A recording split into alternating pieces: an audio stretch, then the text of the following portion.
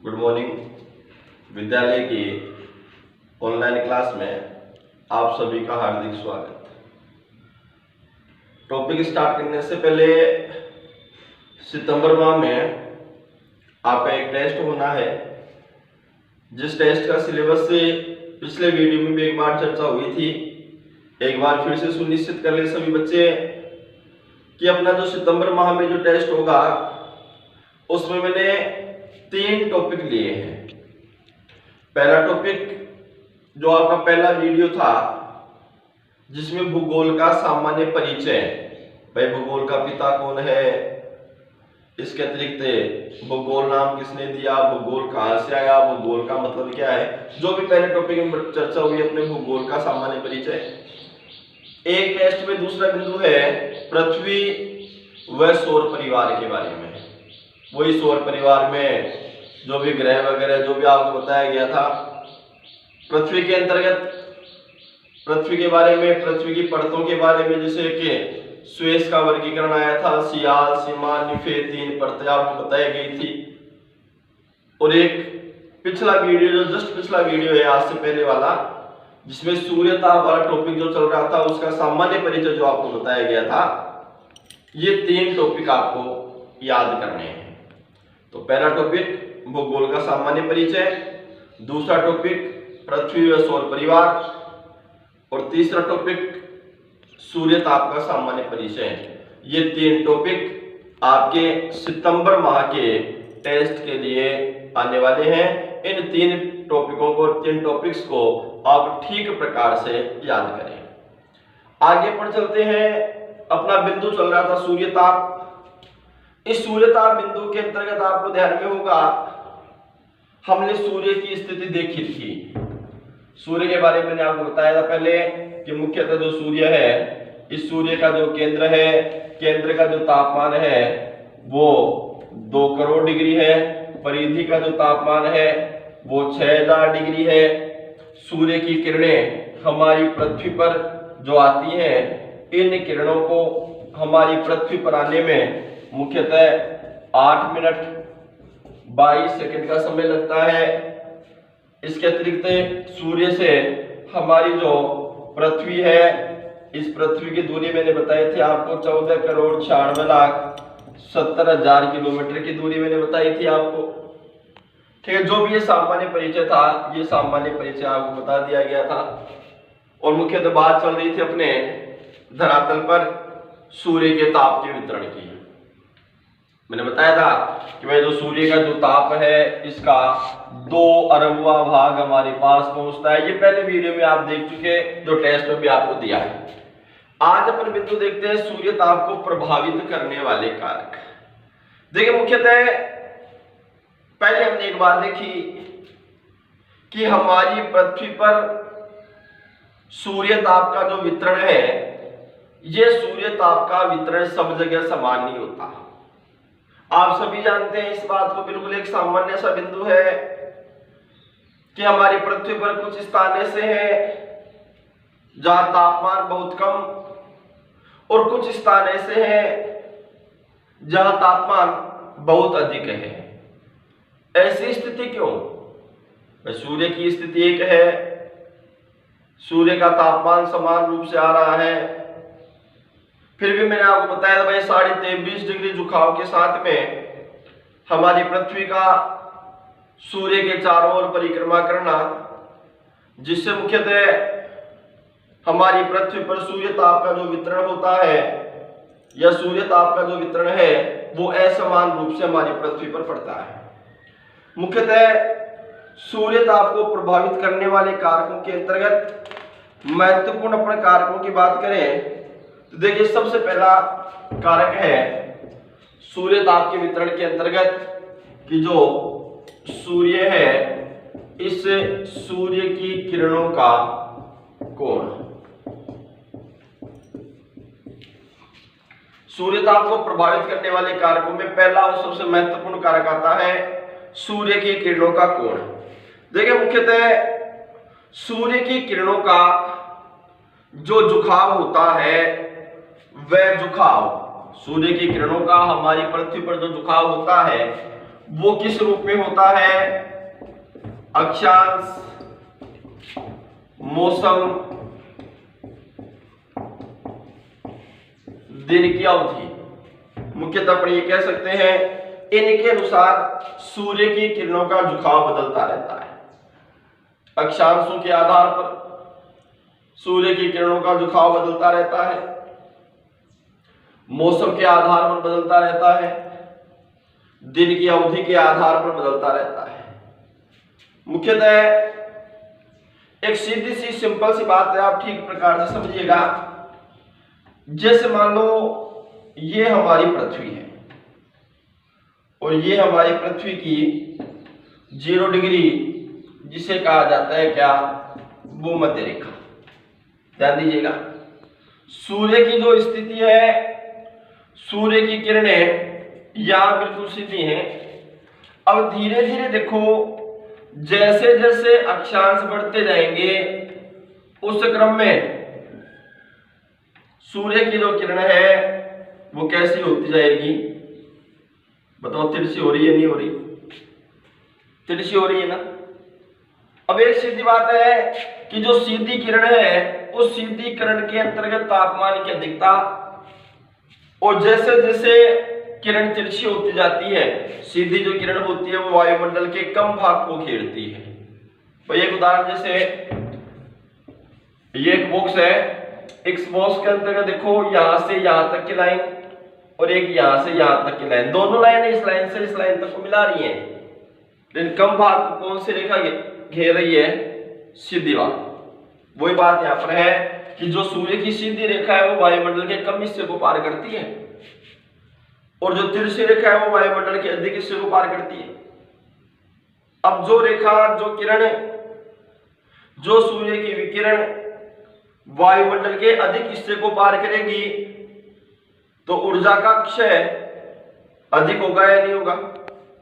और वायुमंडल के कम हिस्से को पार कर रही है, इसका मतलब ऊर्जा का जो क्षय है वो क्षय क्या होगा? कम। तो 0 डिग्री पर सूर्य ताप का जो वितरण है वो अधिक हुआ, और जैसे जैसे हम कहां तक पहुंचे, 90 डिग्री तक पहुंचे, वैसे वैसे सूर्य के ताप का वितरण क्या होता गया? कम होता गया। कम होने का प्रधान कारण क्या हुआ? अक्षांश। 0 डिग्री अक्षांश से धीरे धीरे 15, 30, 45, 60, 75, 90 यहां तक पहुंचे, सूर्य की किरणें क्या हो गई? पूर्णतः तिरछी हो गई, और तिरछी किरणें वायुमंडल के अधिक हिस्से को घेरने लगी, इसलिए तापमान की न्यूनता की स्थिति आई। इसके अतिरिक्त अपन ये भी कह सकते हैं कि जब सूर्य की किरणें किसी स्थान पर कैसे पड़ती हैं? लंबवत, भूमध्य रेखा पर लंबवत पड़ती है। जैसे यह भूमध्य रेखा पर लंबवत पड़ रही है, नहीं पड़ रही?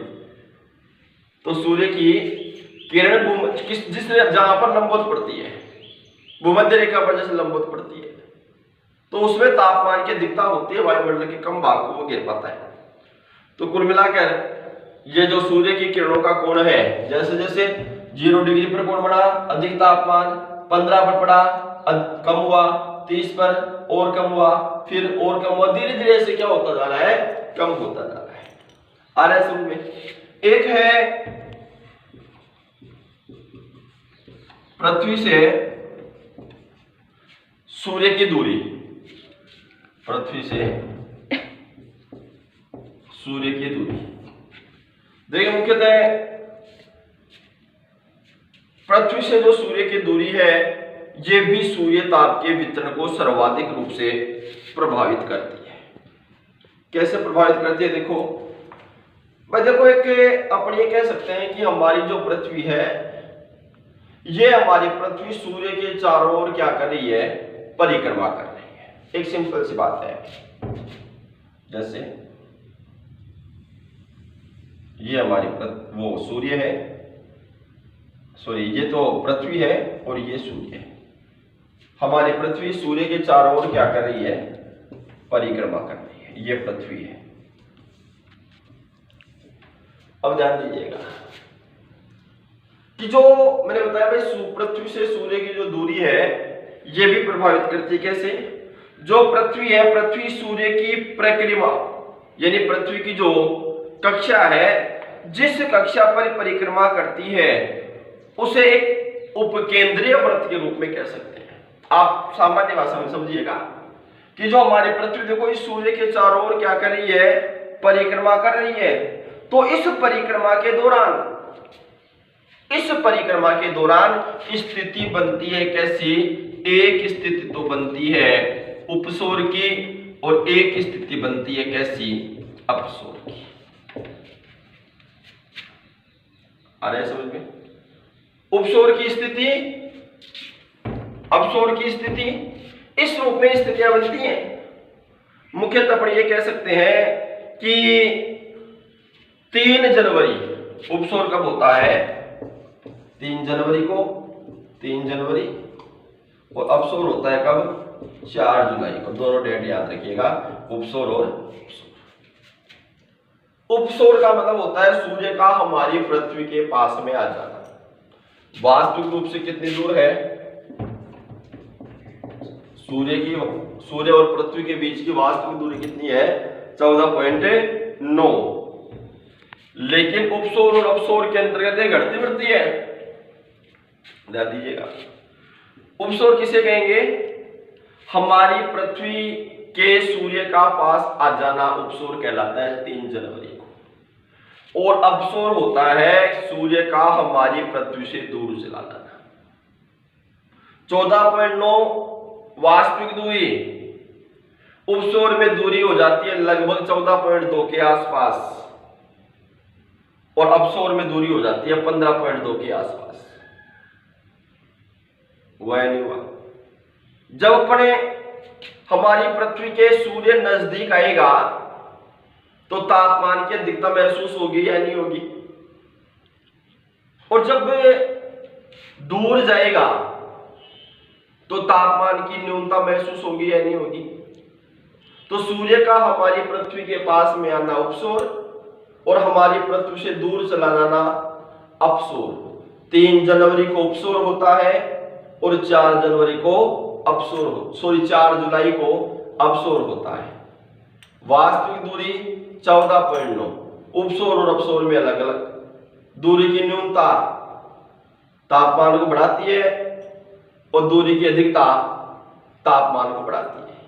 तो मुख्यतः पृथ्वी से सूर्य की जो दूरी है वो भी सूर्य ताप के वितरण को प्रभावित कर रही है या नहीं कर रही, कर रही है ना। तीसरा बिंदु,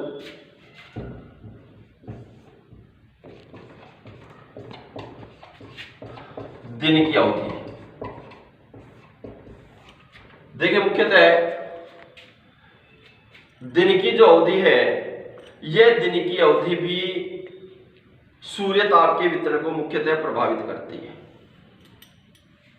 दिन की अवधि से मतलब होता है दिन का लंबा होना और दिन का कम होना, छोटा होना। देखिए भाई हमारी जो पृथ्वी है, पृथ्वी का अक्षीय झुकाव कितना है, 23.5 डिग्री। यानी हमारी पृथ्वी अपने अक्ष पर 23.5 डिग्री झुकी हुई है, और मुख्यतः यह ऋतु परिवर्तन का कार्य करती है। अपनी दूरी पर परिभ्रमण करते हुए जो सूर्य की परिक्रमा करती है उससे ऋतु परिवर्तन की स्थिति बनती है। इससे क्या होता है, सूर्य के प्रकाश की जो अवधि होती है, ये सूर्य के प्रकाश की अवधि क्या होती रहती है, बदलती रहती है, परिवर्तित होती रहती है। देखिए मुख्यतः ग्रीष्म ऋतु और शीत ऋतु की अपना बात करें। ग्रीष्म ऋतु में आपने देखा होगा दिन लंबा, रात छोटी होती है। इससे विपरीत शीत ऋतु में दिन छोटा और रातें लंबी होती हैं। एक सीधी सी बात है, सीधा सा तर्क है। आपने देखा होगा सामान्य वे में अपन देखें, ग्रीष्म ऋतु में सूर्यास्त जो होता है, शाम के जब अंधेरा होता है, कितने बजे होता है, लगभग 7 साढ़े 7 बजे के आसपास सूर्यास्त की स्थिति बनती है। और सूर्योदय कब हो जाता है, लगभग 5:30 बजे के आसपास, 5 साढ़े 5 बजे के आसपास सूर्योदय हो जाता है। 5:30-6 बजे से लेकर के 7 बजे तक सूर्य ताप का वितरण हमारी पृथ्वी पर हो रहा है। अधिक तापमान प्राप्त हुआ या नहीं हुआ? शीत ऋतु में देखो सुबह 6 बजे तक अंधेरा रहता है और शाम को 5:30 बजे अंधेरा हो जाता है लगभग। सूर्य ताप का वितरण कम प्राप्त हुआ या नहीं हुआ? तो ग्रीष्म ऋतु के अंतर्गत सूर्य ताप की मात्रा हमारी पृथ्वी पर अधिक प्राप्त होती है, जबकि शीत ऋतु में सूर्य ताप की मात्रा कम प्राप्त होती है। इससे पहले मैंने एक बात आपको बताई थी, आपको ध्यान में भी होगा, मुख्यतः पहले की वीडियो में मैंने बताया भी था, आपको ध्यान में भी होगा कि देखो दिन की अवधि वाले बिंदु की जो बात है, 2 डेट मैंने आपको बताया, इस ध्यान में होगा, एक तो 21 जून और एक 22 दिसंबर। सूर्य के उत्तरायण की और दक्षिणायन की स्थिति। 21 जून वर्ष का सबसे बड़ा दिन होता है। 21 जून को हमारे धरातल पर सूर्य ताप का अधिकतम वितरण प्राप्त होता है, जिसका प्रधान कारण है दिन की अवधि होती है कितनी? 13 घंटे 48 मिनट 52 सेकंड। 21 जून का दिन कितना बड़ा होता है? 13 घंटे 48 मिनट 52 सेकंड का होता है। दूसरा 22 दिसंबर की स्थिति, सबसे छोटा दिन, लगभग 10 घंटे 48 मिनट के आसपास। उस दिन सूर्य ताप का जो वितरण है वो कैसे कम होता है। दिन की अवधि भी प्रभावित कर रही है, नहीं कर रही? तो 21 जून को सूर्य अधिकतम समय रहा तो तापमान भी अधिकतम आएगा। 22 दिसंबर को सूर्य के तापमान की हमें कम मात्रा प्राप्त हुई, दिन छोटा था, 10 घंटे का दिन था, कम तापमान प्राप्त हुआ। भाई दिन की अवधि भी तापमान को प्रभावित कर रही है। एक मैंने आपको बताया था, ध्यान में होगा आपको, 21 मार्च और 23 सितंबर की बात, यह भूमध्य रेखा पर सूर्य की किरणें लंबवत की स्थिति आई थी सामने। पूरे विश्व के अंतर्गत दिन और रात बराबर होते हैं, यानी 12 घंटे का दिन और 12 घंटे की रात।